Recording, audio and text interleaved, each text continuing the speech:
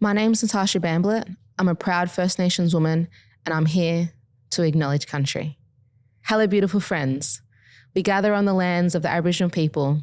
We thank, acknowledge and respect the Aboriginal people's land that we're gathering on today. Take pleasure in all the land and respect all that you see. She's on the Money podcast acknowledges culture, country, community and connections, bringing you the tools, knowledge and resources for you to thrive. She's on the Money. She's on the money. Hello and welcome to She's on the Money, the podcast that turns share market chaos into something your sleep-deprived brain can actually understand. I'm Beck Syed, your co-host, here to ask all the investing questions you've definitely thought, but maybe never said out loud. And luckily, I'm joined by the investing expert who actually knows what she's talking about, Victoria Devine. Hello, Beck Syed. Hi. I'm very excited, mainly because I always love an opportunity to talk about the share market and you've given me a whole episode. I was going to say, this is very exciting just for you. Thank you. I do need some more things in my Sharesies account, so I'm kind of excited too. What's your Sharesies account at now? I think it's at $758 Stop it. or something like that. That's growing Isn't that so crazy? quickly. Who are you? I know. I wouldn't be able to do that in savings. And I love it. I haven't. I love So- it. And I feel like now is a very good time to talk about the share market because it's been the end of financial year, which is also my birthday because if anything, I am a finance baby at heart. And I think given the financial year has now wrapped up, which means I have to wait another like 365 plus days for my birthday to come That's again. so funny. She's counting. Oh, I thought it would be a very good time for you and I to sit down and I guess take a little bit of a step back and go, well, what happened with the ASX this year? What did it look like? What did it feel like? Because we do these episodes and you guys love them and I adore that you love them because any time to yap about shares for me is a good time.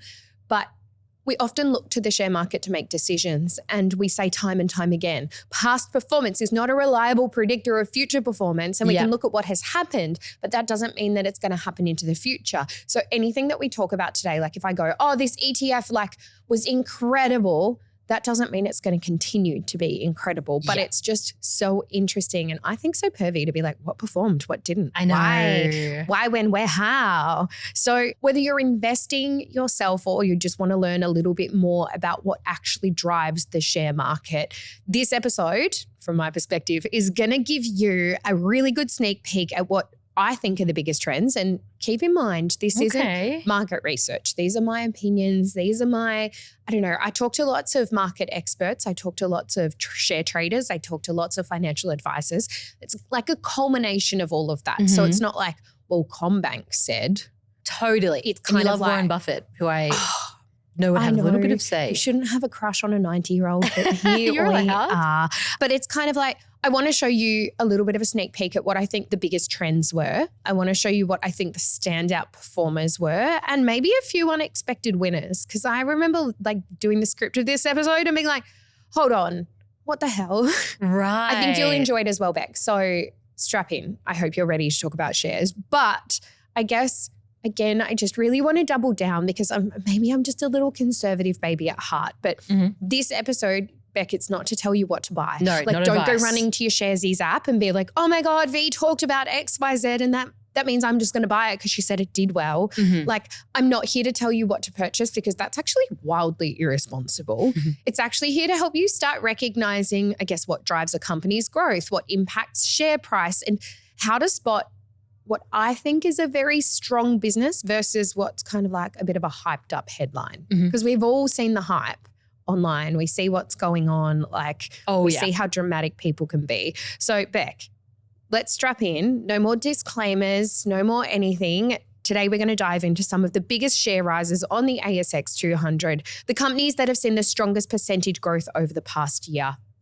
Are you ready? Oh my God, I'm so excited. And I know you say this is not advice. This is not something you should be running to your phone and buying. But I am already... you can run to your phone and have a look. You can have a look. As you know, Beck, the Sharesies search function, and this isn't sponsored by Sharesies. They haven't paid me to do this. I know that you use Sharesies, so I'm talking about it. And also, if you listen to Money Diaries, you'll know that 99% of our community, when I'm like, so tell me, do you invest? They're like, yeah, clearly on Sharesies. Yeah, so I feel like it's the best example to use because so many of you are familiar with it. Totally. Words kind we of can understand. using Google. You can run to Google and type it in. Anyway, carry on. I guess wonder, and I know this is a very broad question because I don't really understand shares. And Whatever, stuff like that's my job. That's my job, and I tell you how it That's works. true. Thank you. And so I guess my question is, where do we start? At the beginning. Okay, got you. Okay. Yeah. Where is that? So I actually want to start this conversation talking about a topic that I feel like our community has had a lot of conversation around. I've actually gotten a lot of DMs semi-recently over the last maybe 3 months, I'd say,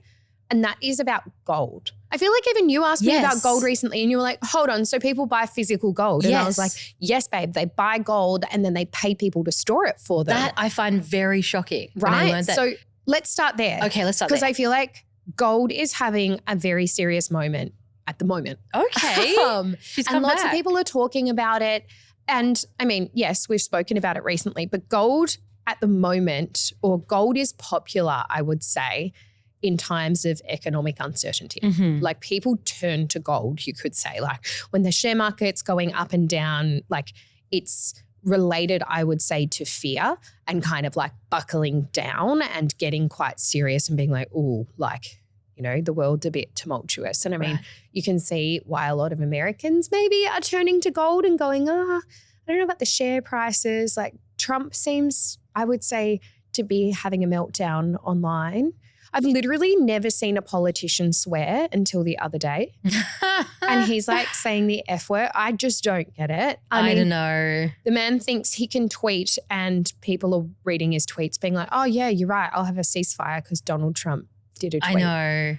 I can't. Don't get me started. And we shouldn't go on and on about it because apparently if I do go on and on about it, I could be banned from the US. Who cares? Sorry, At no the offense. moment, I don't have a lot of want to go there, but Yeah. I do miss the food in New York. That's so fair. I actually would Yeah. like to go sometime too. right. And if I'm banned, Like that's okay. selfishly, I don't want to get banned from the US, but like I don't have any want to go there at Yeah, the moment. It totally. just doesn't feel good. But anyway, gold is seen as a little bit of a safe haven at times where things are a little bit tumultuous. And currently, global demand for gold is rising. It's getting very, very popular. And it's not just, you know, everyday mum and dad investors or, you know, even Warren Buffett being like, oh, gold's a good option right now. It's actually, we're seeing central banks pick up a lot of it. Like I would say that the central bank is actually stockpiling it. So they're trying to do this to diversify away from the US dollar, and even countries like China are buying more gold than ever. So when that starts to happen, people like you and I go, is gold good? Should we be looking at gold? Other people are looking at gold. And obviously when there's demand for gold, the price for gold increases. So we're seeing that and going, oh, it's a little bit of a popularity contest. And we're seeing this reflected in the share market as well. So if you look at the top performers on the ASX, which for those of you playing along at home is the Australian Stock Exchange, at least 5 of them are gold producers. Oh. Which is kind of cool and not that common during, I guess, non-economically tumultuous times to have 5 gold producers be sitting at the top performers on the ASX. So confusing to me for some reason. But I What do you think mean? I get it. So it's like a mining company that goes and digs up all the gold. I understand. So, okay. But So that's like they're going and producing it and like digging it up because obviously gold is, I would say it's not an unlimited resource, but it's relatively limited and we need companies to be able to, you know, go gold panning basically to go find more to sell to us. I can't believe there's still gold out there. It's crazy, right? Yeah. Like did you ever do the Ballarat thing where you went and like I panned loved for that. gold? Yeah, that was very fun. And I have my little somewhere in probably, I have that little jar of water with the like gold specks in it. I have it too. And I like, because we couldn't, I'm It's in assuming my the same for jewelry you, box, I think. couldn't find any. We had to go buy some from the thing. I can't even remember how I acquired it. Honestly, all I remember from going to Ballarat were those raspberry drops. Yeah, the At the raspberry lolly drops. shops. Yep. Yeah, Sovereign 10 Hill. out of 10. Anyway, back to proper gold, not panning for gold in grade 3.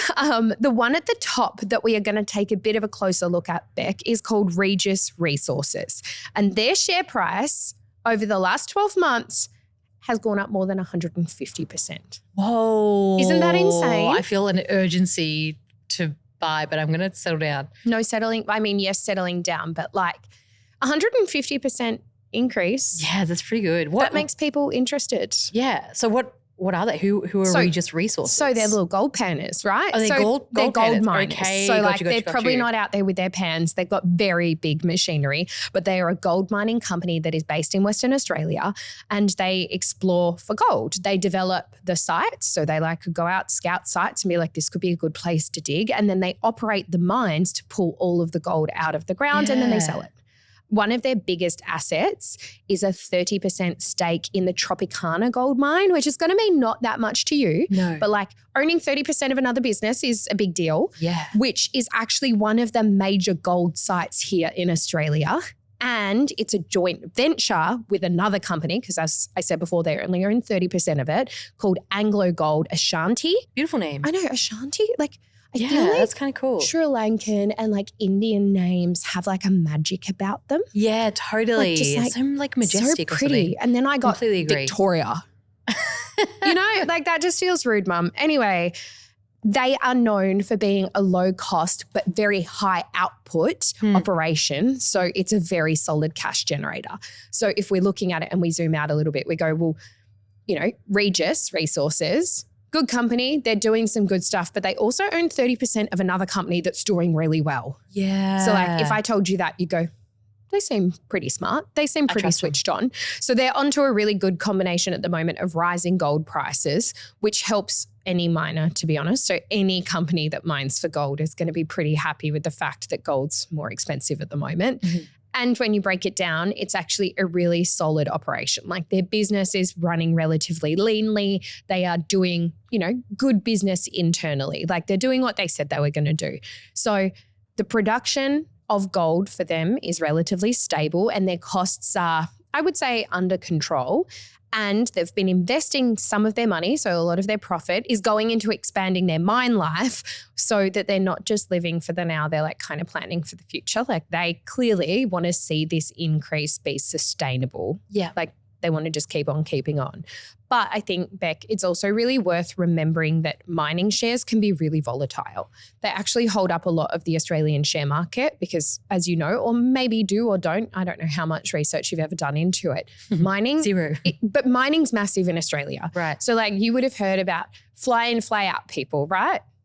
You know, I feel like if you're in your 20s or 30s, you've had a friend at some point being like, maybe I'll go to the mines for a few years or maybe I'll X, Y, Z. Totally. Right? We've all talked about it. And the reason that we've talked about this, and we know, you and I know that if you go work in the mines, you make big money. Yeah. Right? And that exists because we have such a strong mining export in Australia. There are lots of options. And I think all of us know that most of it happens in Western Australia because that's where all of the essentially gold is and all of the other things, but we also export things like iron ore. So mining in Australia is a very big business. In fact, I think it's our number one export. Right. So the thing that other countries buy from us has been mined. Oh, which is kind of cool. But also, I won't say funny. Maybe the word isn't funny here, but it's interesting as well because so many of us are turning to be ethical investors. Yeah. And so therefore we're against mining. I was thinking that. I was like, is this bad for the environment? But that it can be. And I mean, completely separate conversation. There are a lot of mining sites that are putting a lot of money into becoming sustainable and working on that and how to put back into the environment. Because at the end of the day, even electric cars rely on petrol when it comes down to it, right? And I'm not saying we put petrol into those cars, but to power the grids, we're probably using some type of coal to burn. I think the only state that really relies on hydro is Tasmania. And so there's a lot for us to do before we can completely be clean and green. Yeah. What we want it, or from my perspective, side note, what we want to see is companies really investing in sustainability and investing in becoming more green and investing in our future. Yes, completely agree. Not burying their heads in the sand and being like, whatever, we're just going to keep getting this iron ore, bye. But in saying that, mining can be relatively volatile. So it goes up and down over time. And as you would know right now, people are kind of looking at gold being like, oh, that's pretty sexy. That's pretty interesting. I'm interested in it. But if that momentum shifts or costs creep up, the shine can wear off pretty quickly and you get over it and you're like, there, I'm on to the next thing. And with a share price that's already up more than 150%, Beck, I would say some of that future optimism might already be priced in. I see. Okay. So like good we're to excited and we're just know. buying it. But like, is it really worth 150% more right now? Yeah, okay. That's good to know because I guess it does depend on the state of the economy and all this kind of stuff. Absolutely it does. I see. Okay, so this next one, I see here Austal, Austal. Hostel. I'll be honest, I've obviously never heard of this. What do they do? You're like, what's that? You've put it on the list. I think that's very fair. And I would actually say that most of our audience have never heard of Austal. In fact, guessing game, I feel like you could assume they're Australian. Austal. I would think Yeah. so. Unless your special interest is ships. And ships, and we will understand that context soon, I believe. Yeah, but they are a Western Australian company. I see. And they were started in 1988 and they build high-end, high-speed ferries. Oh, high-speed ferry. Oh, They my God. build high-speed ferries. I can just imagine our I bet hands you blowing in the didn't wind. see that coming. You were like, Austal, obviously ferries. Obviously. Obviously ferries. High speed is something. Anyway, sorry. Yeah, continue. But over the past few decades, I mean, I haven't had my eye on the ferry trade, but I did do a little bit of research for you. Don't worry. Thank you. They've really upped their game when it comes to ferries. Faster. Yeah, bet you didn't see that need No, coming. I did not. Yep. So the ferry trade, it's been increasing and they've leveled up. Okay. And they've gone from being just like producing the spirit of Tasmania Mm-hmm. to being a global player in defense. Oh. And when you say defense, you go, oh, big dog ships, yeah. right? So they've got a shipyard in Western Australia and the US and the Philippines and Vietnam. Mm-hmm. And they're one of the only Australian companies that regularly build ships for the US Navy. Oh. I would say that's a pretty big deal. Yes, I would think So so. like you go ferries, that's cute. And then you Yeah. go, hold on, US Navy ships. Yeah, I see. They've really. They actually might be big dogs. It's like in my head very clear, like angel and devil situation. It's like and fairies. So they've been working away in the background. Yeah, and they've okay. been trucking away and they've been building their ferries. Sure. And that is why their share price has increased by more than 150% in the past 12 months. Mm-hmm. Checks And why out. a lot of people are going, hold on. Have I changed my special interest from trains to ferries? Interesting. And a lot of that growth actually came after they won a contract to build up to 12 new, what they call a landing ship for the US Navy. And that deal alone for them could be worth more than 380 million USD. Oh my God. So it hasn't happened yet. I mean, they've won the contract. Oh, I see. And they're starting to do it, but it's up to 12 ships. It might not be the full 12 ships. They might get to 10 and the US Navy will be like, that's enough for now. Like I they've won understand. the contract. So what happens when we say won a contract is often when governments, like the US government, Australian government does this, they go out to what's called tender.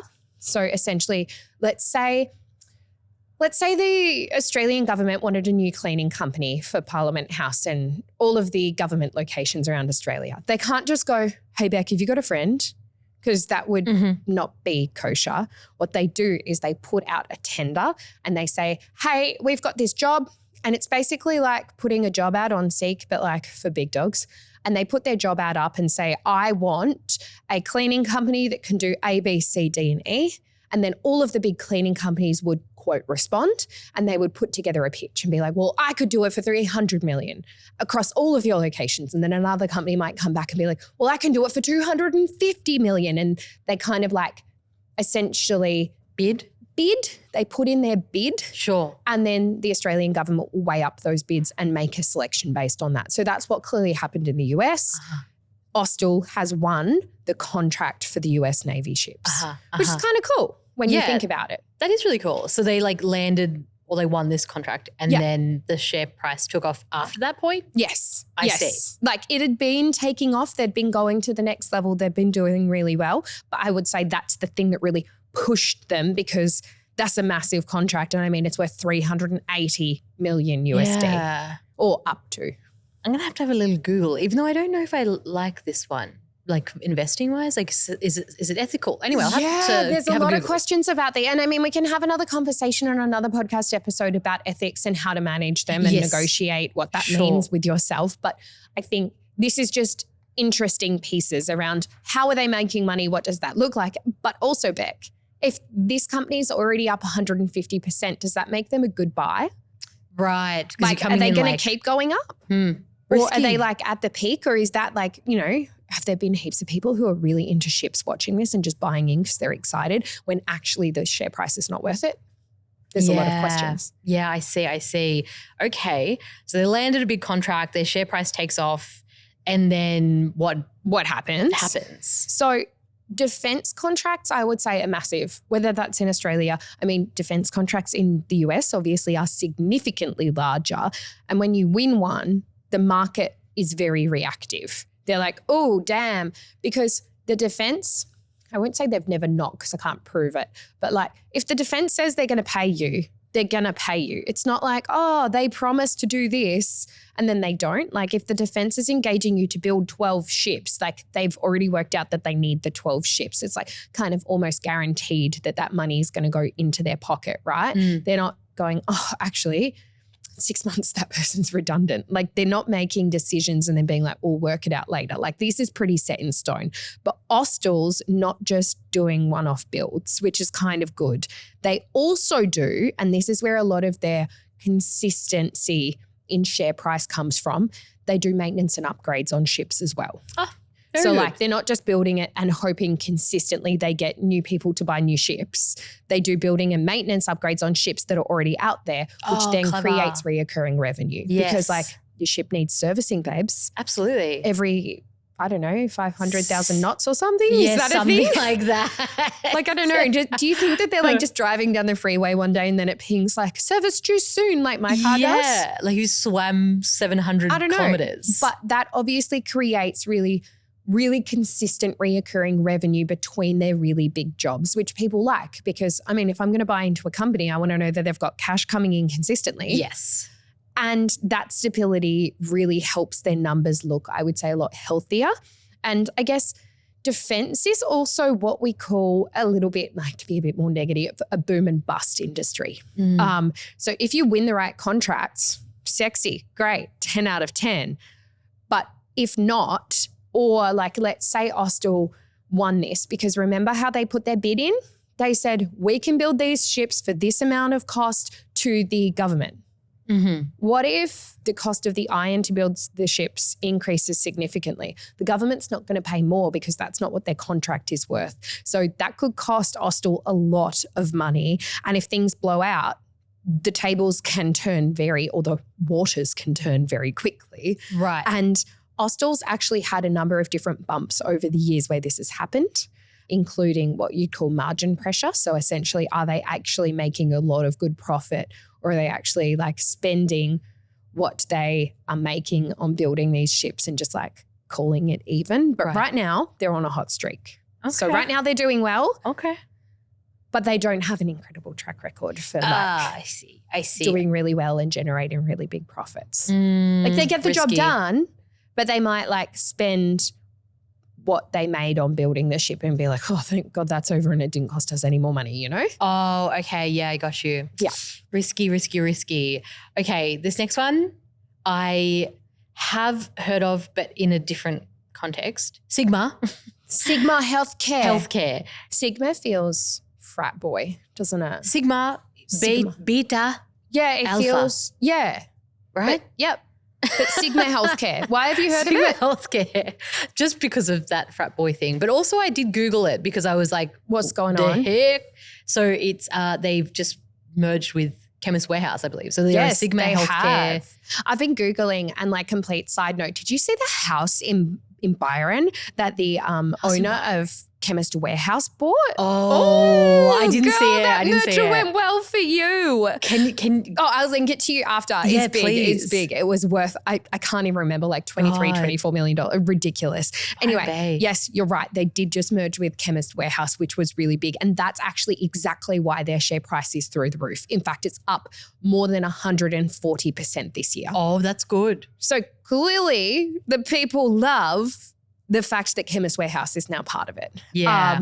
And I guess here's what's happened. Sigma Healthcare and Chemist Warehouse merged. So they didn't just buy, like Sigma didn't buy Chemist Warehouse. They've like become one company. if that makes sense, which is a little bit different, in early 2025, making them what I would call, I don't know, a pharmaceutical powerhouse. Oh, okay. Chemist that's Warehouse. big. I tried.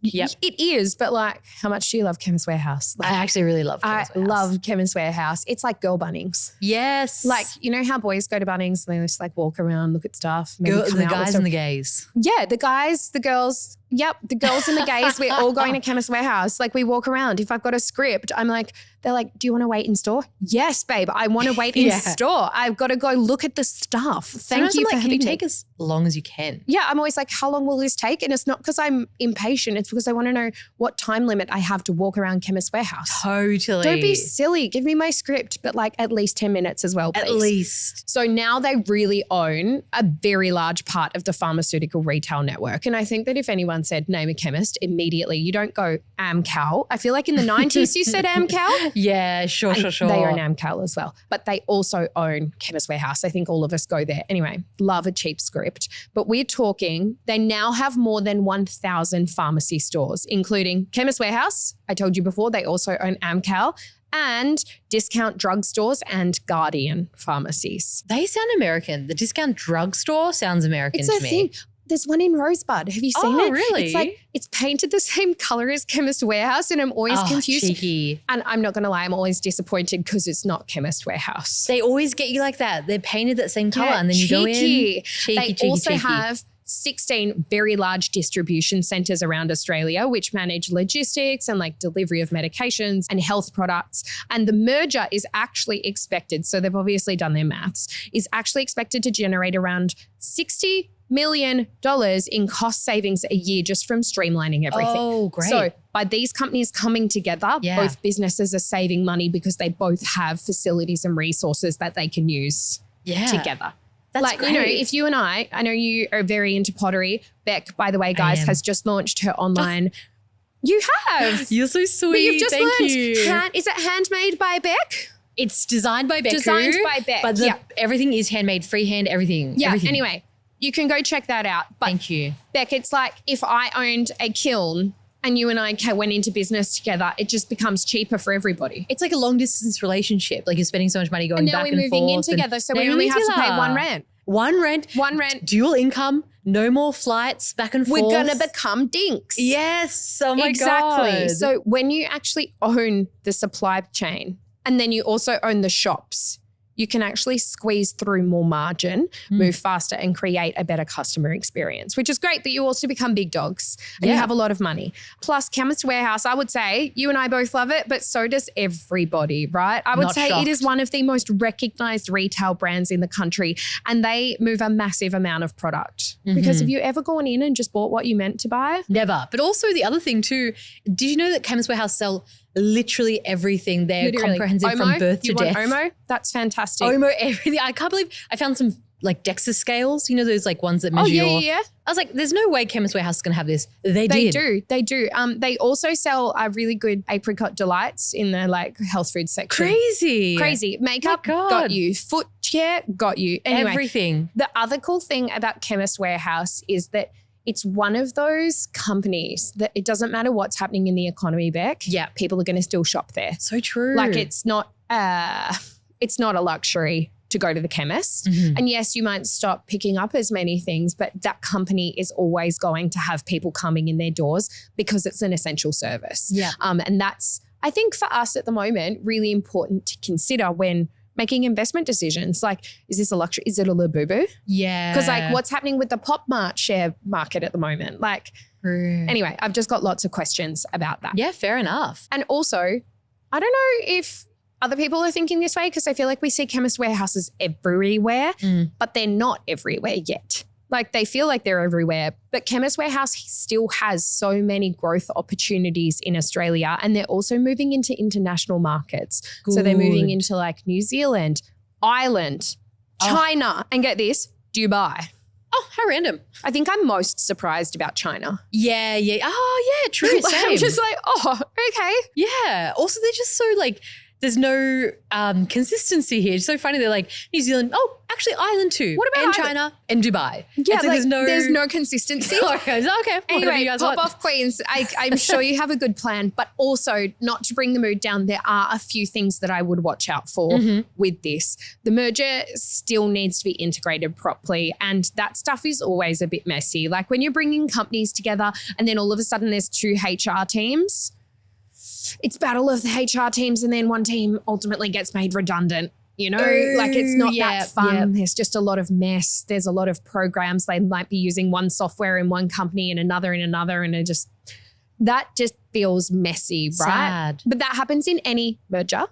Yeah. And then the competition watchdog, the ACCC, did raise concerns that they're watching closely to make sure that the merged business doesn't push out smaller players or cut off rivals. That's the cutest thing I've ever heard. What the ACCC is like, don't be mean to the little dogs. Well, it does happen, and the ACCC is in charge of making sure stuff like that doesn't happen, because if you create such a big organisation that it swallows everything else, is that fair competition? No. Also, I don't know if you know this, but a lot of the Chemist Warehouses are franchises.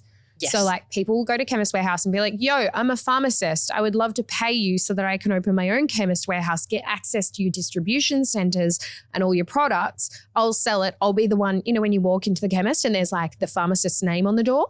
Oh. They're the owner of the pharmacy. Understood. And we don't actually know how happy the franchisees are going to stay and how that'll work over the long term. Like, is that going to be really smooth for them? Are they going to be really happy being like a franchisee of such a big organization? Like, there's just lots of questions, you know? Sure. Like, you've got franchisees to look after as well. Okay. So, But also, like, if it works, it's going to be pretty big. yeah, seriously. Which is why they're up 140%, because I think most of us are looking at it being like, yeah, there's a few red flags, like there are a few watch outs, but overall I think it's going to work well. Oh my God, this sounds like, I mean, obviously not giving advice, but ethically I feel okay about this one. I'm probably going to. Everybody wants their medications to be cheaper. Totally, it's nice. Exactly. Okay, so we've covered some big names already. But I know you've got more up your sleeve. I just got a feeling. That's because you've seen my notes and they're all I've seen highlighted. I really do. And after the break, we're going to have a look at 2 more top performers on the ASX this year. One is cashing in on your online shopping habits, smart. And the other is quietly becoming a must-have for Aussie families. So guys, stick around. Welcome back, everyone. As always, VD left us on a cliffhanger. I don't know if it was a cliffhanger. I need to be better at the hook. I need to be think you're better at great. being like, you guys need to stick around. It's going to change your life. No, because then we'd You'll be win $1 million. we'd be You'll be really ridiculously rich. we'd have American accents, we'd be guys, we'd be wearing baseball caps. We need that kind of like, but we're just chill. We're just like, hey, this is actually what's coming up. We're trying. And I mean, before the break, you and I had a bit of a deep dive into the top 3 performers based on share price increase. So but 2 of them were 150% increase and one of them was 140% increase. But now I've picked up a couple further down the list. So they don't look as dramatic, but I think they are absolutely worth having a deep dive into, Beck. Yeah, okay. I did have just a quick glance and I'm shocked to my very core that Temple and Webster are made on my the list. because I just thought they were a scam company. Sorry, no What do you offense. mean a scam company? I've just never bought from them. I thought they were No, because they're they're so affordable. Yeah. And like, that's why we're liking it. Girl, we're in Cozzy Lives. I think we all want cheaper furniture. Yeah. Like the story's checking out. Yes, I've actually ordered from them before. Seems and legit. they're And my real. girlfriend actually got bar stools the other day and I was like, girl, where are these from? They look so, like, I thought they were like Coco Republic or something really Yeah. expensive. And she's like, babe, $150 or something each on Temple and Webster. Temple and Webster. Temple and Webster. God, what the Anyway, hell? so Temple and Webster is actually not a scam. It is actually Australia's biggest online-based homewares brand. That is so good to know. And for those of you who maybe haven't seen it, they sell bar stools to my friend. They've also sold artwork to me. I've like bought artwork for my house before, but they also sell things like couches and rugs and even baby cots and furniture. Like you name it, if it's a piece of furniture in your house, you can probably buy it on Temple and Webster. And the most gorgeous quilt covers. I always just avoid it, but I'm like the only things I like are on there. It's legit. Oh my And it's made God. my list because Wasting my over the life. last 12 months, Beck, they've seen their share price increase by more than 100%. And get this, if we like zoom out a little bit more, because like as we all know, I love a zoom out. Over the last 5 years, they've increased by more than 240%. Oh, okay. I'm jumping on that one. So they're doing well, and contrary to popular Beck belief, like they're legit. They're real.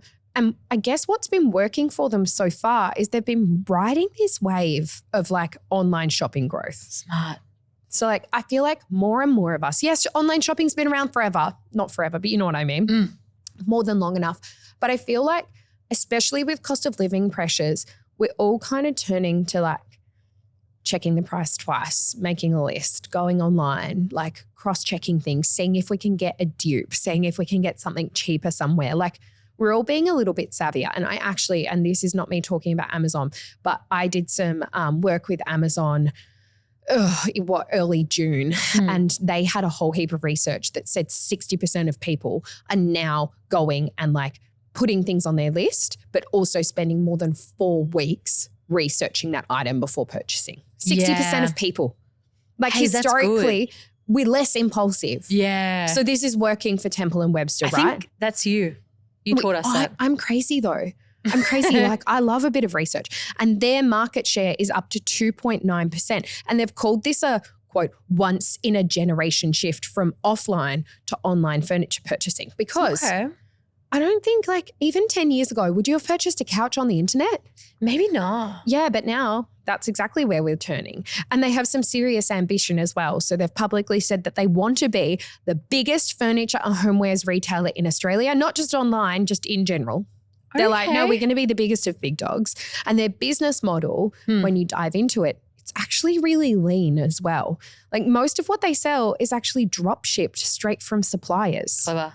Kind of genius, which means they don't hold stock or even pay warehouses.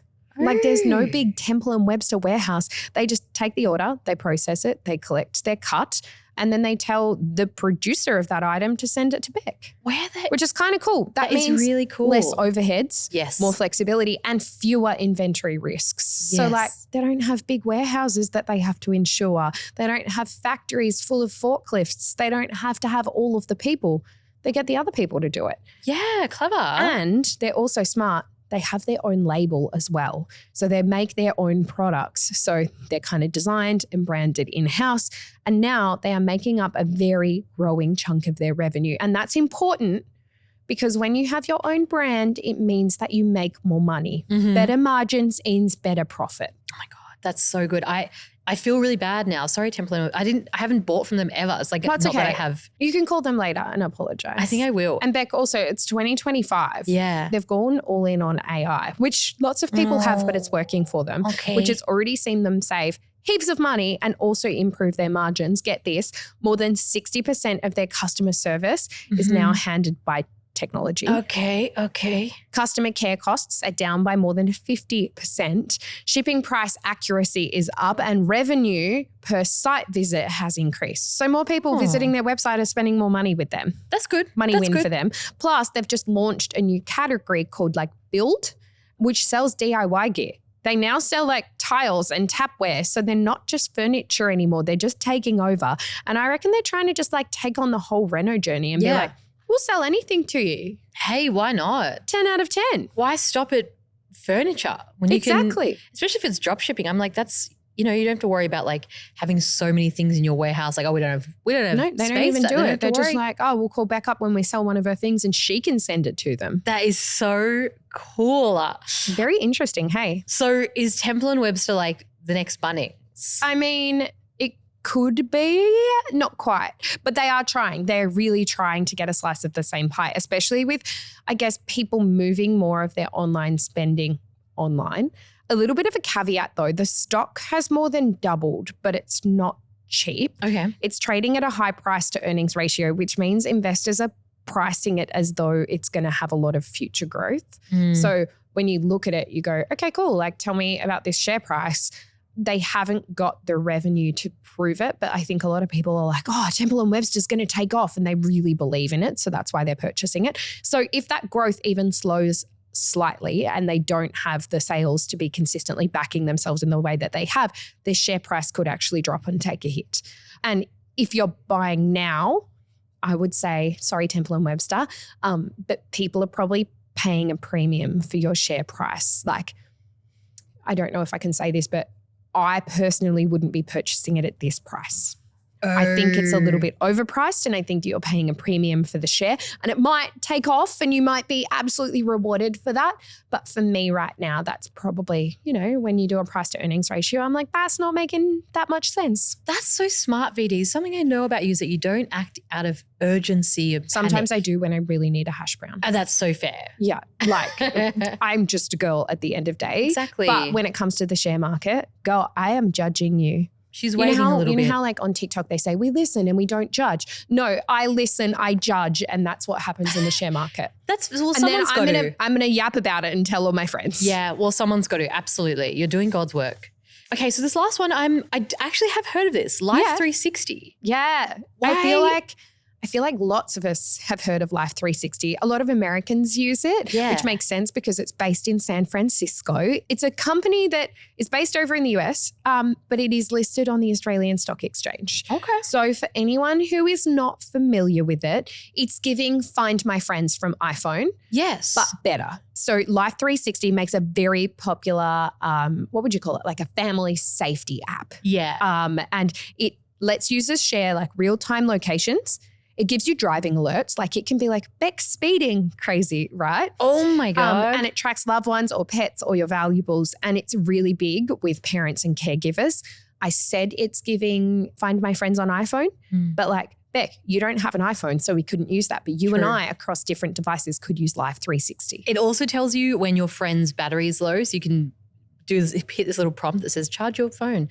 It's really good, I guess, if like your friend's going on a date, you can see that they don't have much battery left. You're kind of worried. You just know to stick around a little bit. Yeah. That's so good. They've also expanded into an area called connected devices as well. So do you remember Tile? The company that like the tracking device Tile? Sounds familiar. Yeah, so they own Tile. Okay. So they own Tile, which helps you find your keys and stuff. Like you can put it on your dog, you can put it on your keys. And they also own GeoBit, which actually tracks pets and kids using GPS. Oh. Which, do you know what? I'm sorry. Before I was a parent, I was like, why would you track your kids? Invasion of privacy. And now I'm like, so where can I put a tracker? Where can I put the tracker? Do I put it in his shoe? Do I put it in his pocket? Like what happens if he pulls it out and puts it in the bin? Just do I hide it in his backpack? Like, girl, I'm going to be crazy. Like this Life 360 thing makes sense to me. And over the last 12 months, they've seen their share price rise by more than 100%. And in the past 5 years, Beck, get this, sit down. Oh my God. It's risen more than 1,000%. No. And we're too late. The reason for this, like if we dive a little bit deeper, is they're growing fast and they've hit profitability for the very first time. Oh, cool. Which is crazy. So how do they haven't been making profit, but they have been growing. And just because a company doesn't have heaps of profit doesn't mean they're a bad company. They could be reinvesting all of it back into technology or staff or advancements. You actually have to look into it. Just because they're not drawing profit and giving it to shareholders doesn't mean it's a bad company, right? They've actually got now more than 83 million monthly active users. Okay. That's a lot of people using it. And there are more than, or in and around, I'd say, 2.4 million paying subscribers. Wow. That's 2.4 million people subscribing to their platform, which I don't know if you know anything about subscriptions, but like business savvy me, that's strong reoccurring revenue. Yeah. Every single month, 2.4 million people are paying you. I am stuck on they haven't made profit until now. And so I'm like, how did they survive? Like how are they paying their rent? Well, they could have been paying their rent. Right? They could have been making, like, let's say they make $10 and then operation costs are $10. They're not making profit. There's nothing to bring out of the business, but maybe every single dollar that they earned, they were finding a way to spend. Back in, okay. So they're probably sometimes if you have a company where every single dollar earned is being spent, that doesn't mean it's a good spend. Yeah. But now they've kind of got the numbers to prove it. Because if you've got 83 million people using your platform or, you know, active users, and then you've got 2.4 million people paying you monthly, they've clearly been reinvesting into getting more people and drawing that in. And now they might go, all right, time to sit back, time to stop reinvesting and start making profit. Because at some point, we all just want to make money. Beck, they've started making money on their core product now, which obviously as an investor, we love that. And they're growing revenue by over 30% year on year.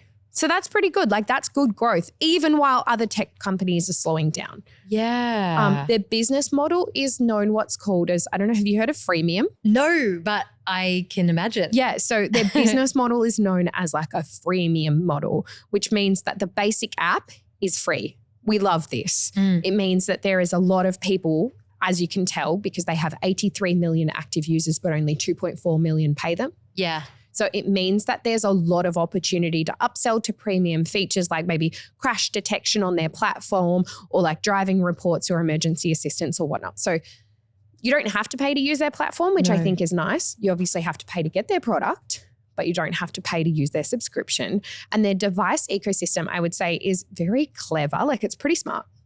Anyway, if you buy a tile or you buy a gigabit, that locks you in even more. It's not just an app anymore. It's like a whole platform for family safety. Sure. It's kind of cool. That is cool. And I haven't paid for a subscription, but I feel like I'm getting more than I've bargained for. But like I have an Oura ring, right? And I'm obsessed with my Oura ring. But the thing that annoys me the most is like I can't use my Oura ring unless I pay the monthly subscription. Oh, that is so dumb. I know. I don't like it. And like I love my Oura ring to bits, but I also kind of go, maybe I'll change. There's like one called a Superhuman ring that has a free app. And I'm kind of like, oh, I'll move off that. So like I think other consumers feel this way as well. Like we all want a free option and then maybe pay for upgrades. Totally. I get that. Like right? Fitbit, and that is a mozza, that ring. So it's like you've paid surely, well and truly. Anyway, enough about that. I'm getting angry now. Now you're mad about it.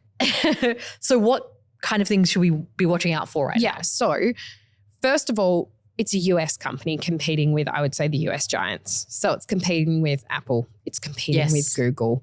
And I mean, the first thing I did when trying to explain Life 360 to you was like, find my friends on Apple. So clearly there's competition. But these platforms like Apple and Google, they actually already have these systems built into their devices. So like Find My Friends is free for me on my iPhone.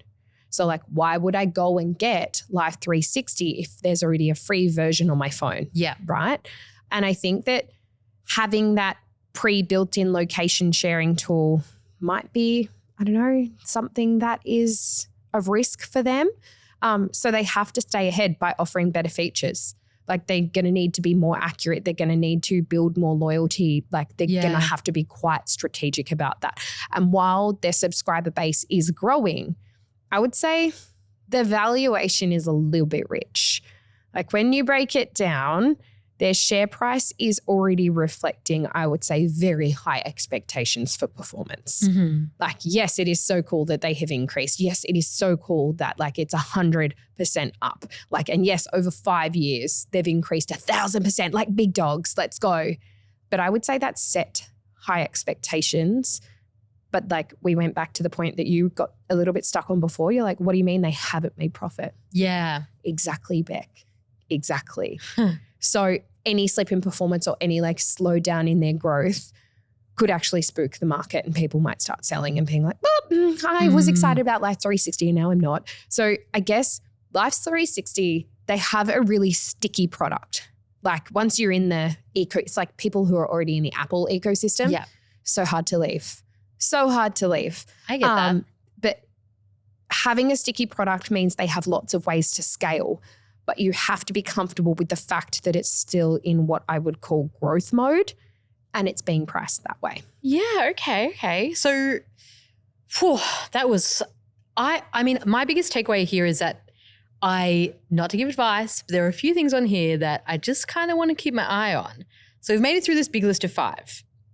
What's the big takeaway you want to leave us with? I guess before we wrap, I want to do another disclaimer because I'm always so anxious talking about share prices and stuff, Beck. But everything you and I have been chatting about today is just a little bit of a snapshot in time, right? It's just a snapshot in time. Past performance is not a reliable predictor of future performance, Beck. And I want to drum that into absolutely everyone. And it's just based on where markets were when we hit record on this episode today. Like things could change. Like you could be listening to this episode literally 2 days after I record it and Life 360 could be through the floor.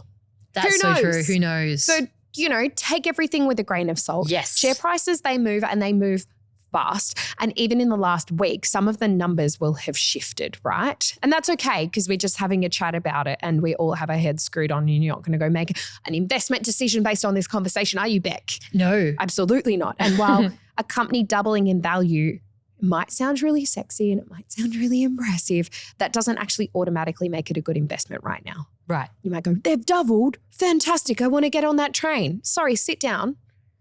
Just because you saw the shiny train doesn't mean we need to get on the shiny train. You don't even know where it's going yet. Totally. Maybe it's peak. Could be overly expensive. Yeah. Sorry, are we overpaying for things in 2025? No. Absolutely not. And yes, in some ways. It could be priced for what people will hope will happen, which is a lot of what we've seen in this episode. And it's not what I actually guaranteed. So, I mean, I'm still a blue chip stock kind of girly. And no matter how shiny something looks, Beck, whether it's gold or tech or furniture or pharmacy, you literally never want to put all of your investing eggs in one investing basket. Mm-hmm. Like I'm not going to go buy just pharmaceuticals. I'm not going to go buy just gold because as we said before, gold performs when the market's in turmoil. Yes. And we that's want to when spread across everything. We hedge want it. really good diversification. Did you just say hedge it? Yeah. Get it, queen. Get it, queen. Thank you. But diversification is the name of the game, right? We want that. And the goal is to build a portfolio that weathers all of the different conditions and ultimately helps us create wealth, not just looks shiny and is a bit clickbaity and, oh my God, I saw this online and I'm going to buy it right now. That's not how we don't chase what's going on in the moment. Yeah. We get to look at it. We get to be pervy. We get to watch all the TikToks. We get to have a yap about it. We get to listen to podcasts about it. Doesn't mean we're buying it. Right? Okay. Yeah, totally. And of course, if picking individual stocks is not your thing, which it doesn't have to be, I think I've told you guys before pretty publicly, I'm an ETF girly. She's an ETF girly. I'm an ETF girly. Or if you just don't have time, there are so many other ways. You too could be an ETF girly. You don't have to keep up with every market move. Or you could do what I do. Keep up with every single market move because you're really interested in it, but in the background, you're actually investing portfolio. Really vanilla, really basic. Yeah. She's a little bit boring, but like, girl, you best believe when I retire, I'm going to be pretty wealthy. I know you're going to be. Oh my God. I'm going to be okay, you know? Yeah, you're going to be okay. Like I've put myself in a position where I can comfortably say that the coffees will be on me. Yeah, okay. You know, and that's the position I think most of us want to be in. I will remember that for 60 years. I mean, you probably remember it now. I don't think we've ever gone out and have let you pay for a coffee. Sit down, Beck That's Syed. true, actually. That's very true. Sit down. So great tips as always, VD. Thank you so much. I do try, but I do love having a yap about the share markets. Oh God, I know. If you have good feedback, let us know because then my producer will let me do more episodes like this. Yes, please. Say in the comments on Spotify, be like, please, Emma, please let Victoria have more share episodes. Please more share talk. If you found this episode helpful, make sure you're following the show. We've got plenty more deep dives like this coming your way, and we'd love to have you along for the ride. Hit follow, leave us a review, or share this with a friend who's trying to make sense of the market too. I love this. This is so cute. It just reminds me that I want to stay an ETF girly. Like I is love the effective drama. today. I want to talk about it, but it's like I'm that type of person who, God, I love to hear about the drama, but like I don't want to be involved. Absolutely. I want to hear what your friend did at the hairdresser. I don't want to go Absolutely. to the hairdresser, you know? If goss is dropped, if tea's spilled in the forest and no one's around to hear it, did it ever spill? Exactly. Is what I'm trying to say. I know what you mean. Let's go and actually get a coffee so that can come out straight for the next episode. Good idea. See you later, guys. Bye, guys.